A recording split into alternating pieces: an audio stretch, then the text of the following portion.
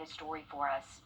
Well, Augusta still does not have a balanced budget, and time is running out. Since November, commissioners have cut millions from department budgets and funding for dozens of nonprofits. Augusta's overall budget is more than $1 billion, but it's the general fund that pays for day-to-day services like parks, courts, and road maintenance. And that fund is still facing a nearly $7 million shortfall. As your Sydney Hood reports, ahead of Tuesday's meeting, some city services are already adjusting to fewer dollars and fewer people.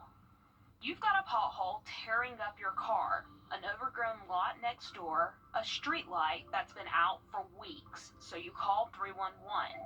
So far this year, 153,000 calls to 311's 8 call takers. 112,000 of those calls answered. Call volume is steadily increasing year by year. So you call you guys to 311?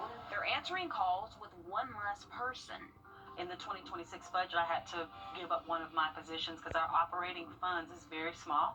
So in order to meet that 3% ask, it was one of the positions had to be terminated or let go. 311 is just one example. City leaders still need to close what started out as a $21 million budget gap. And even with some cuts already made to several departments and agencies, there is still nearly $7 million to fill.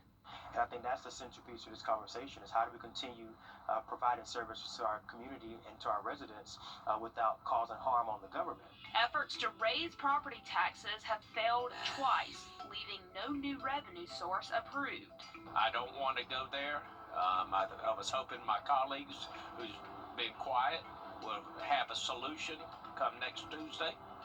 And if not, it's going to go back on the table. Some leaders say without a revenue increase, deeper department cuts, hiring freezes, or more than 100 layoffs remain possible. Back at 311, Director Walker already planning for more cuts. If we do have to consolidate services, making sure that we do it in a methodical way to make sure that we don't hinder or remove services that citizens need the most. While leaders debate, city departments keep working until a decision is made. In Augusta, Sydney Hood on your side. Commissioners meet tomorrow morning at 9 o'clock to try again at balancing the budget. State law requires them to have this done by the end of the year. Well, we'll have one more night of a first alert for frigidly cold temperatures. Once again, we are looking at a warm up through the middle of the week. We'll have more of that for you just after a short break.